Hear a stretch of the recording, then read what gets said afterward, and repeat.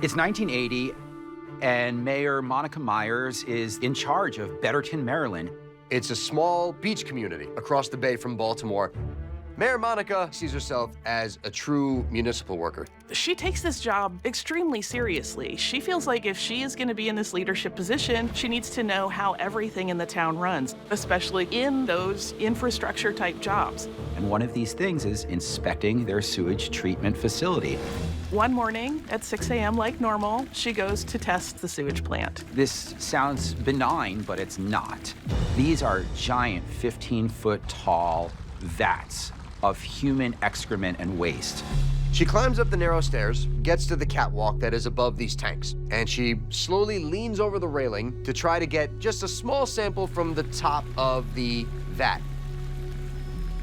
But in reaching for it, she loses her balance. And she falls into disgusting sludge. As the sewage is aerated to treat it, it actually makes it frothy. So it's not something that you can tread your way out of or kick your way out of.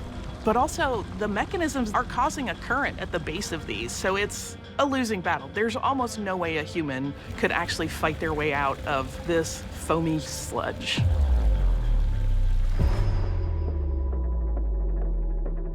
About an hour later, around 7:30 a.m., a plant supervisor, Carl Gustafson, comes to begin his day on the job.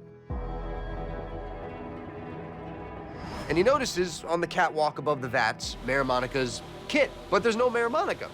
He quickly starts looking around, and then finally he sees one of the vats has something in it. And unfortunately, when he gets a closer look, that something is Monica's dead body. The police are called to retrieve the body, and they rule the death an accident. As part of their official duty, they issue what must be the strangest cause of death this town or any other has ever seen. They basically have to make a statement that she has died by drowning in human waste, which has got to be one of the absolute most nightmarish scenarios I can imagine. And in thinking about the story, one starts to consider, what would be the absolute worst way to go? No, there's nothing worse than that.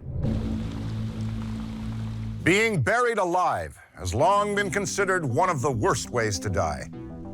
Even scarier, that it could happen nowhere near a cemetery. November 24, 2009, 3 days before Thanksgiving. You have a man by the name of John Jones, his brother Josh, and a couple of friends who are going to be entering a cave known as the Nutty Putty Cave. The Nutty Putty Cave is not what you think of when you normally think of a cave. This is not one that you can just walk in and walk through. You actually have to like worm your way through these narrow crevices. From the surface entrance, the journey takes you a whopping 145 feet below ground. Additionally, to be able to pull yourself through one of these very narrow crevices, you have to be able to know how to control your breath, because you have to completely exhale all of the breath out of your body so that you can be as small as possible to be able to put yourself through that crevice. You can't be claustrophobic and enter a type of cave like this because it's not going to go well for you. Despite the danger, John and his group of friends enter the cave at 8 p.m. on November 24th. As they're making their way through the cave, at a certain point, John reaches an area known as the birth canal. He's at this crossroads. He could go right or left. Within minutes, John realizes he's gone the wrong way. So at this point, John is 100 feet underground, wedged in this tight 8.5-inch passageway, but he's also pitched forward, almost upside down because of the angle of the passageway, and he's stuck. Imagine how terrifying this is. Before long, over 100 rescuers are upon the scene, and they are going to do everything in their power to see if they can pull John out of the cave.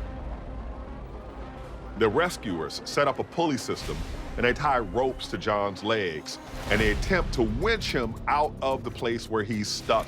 But when they pull the pulley, it brings his legs up to the roof of the cave, creating friction that stops him from moving. And because he's been upside down all this time, he has no feeling in his legs, and he can't move them. So at one point, they think to themselves, do we just break his legs? Because if we break his legs, we'll be able to move him however we want. But the problem with that is because he's been sitting in this position for so long, they're worried that if they break his legs, the shock of breaking his legs will kill him. On top of that, one part of the pulley system ends up just shattering. The situation is dire. The rescuers are working, his family shows up, he has his wife there, and so the rescuers lower a speaker down there so that his family can tell him it's gonna be okay, John. Even though John can breathe, he has another problem. Our bodies are designed to pump blood up from our feet to our brains because we're normally upright in a gravitational field. So our body works against that. If you're upside down for a long time, blood begins to pool in the brain.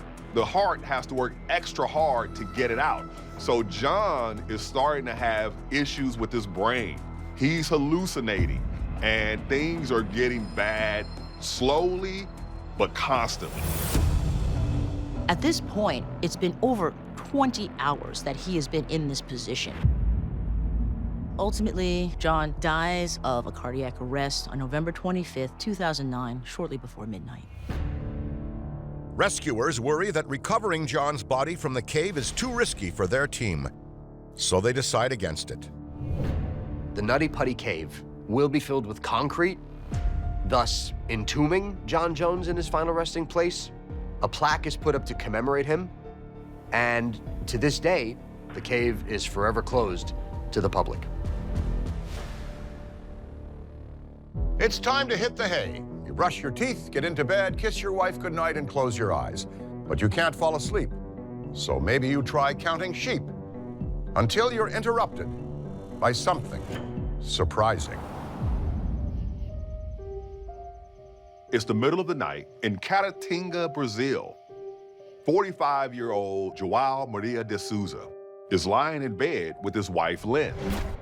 Caratinga is a hilly region, typically known for dairy production and cattle raising, and Joao's house butts on the side of a cattle-raising dairy pasture hill. And one of the cows on that farm escapes, and he's just grazing across the area, walking through the hills near the Souza home. Somehow, the lost and hungry cow steps off the hill onto the couple's corrugated roof. It's a very heavy cow, and it's a very thin roof.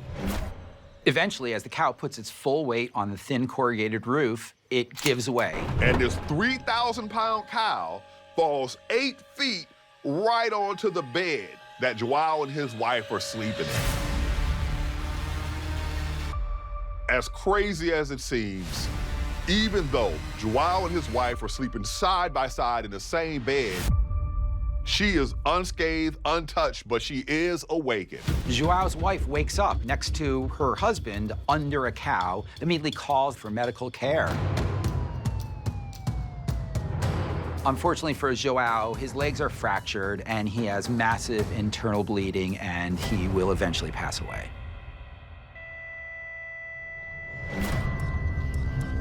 There's a local news report of the cow disaster, and you just have to see it to understand how large this hole is and how massive this cow must be to have caused this damage. This isn't actually the first time this has happened. There have been 3 other cases of cows falling through roofs, but this is the only time a cow fell on a person. This is a terrible way to go. Not just unexpected, it's terrible. It's a tragic and bizarre death. Joao's brother says being crushed by a cow is the last way you expect to leave this earth.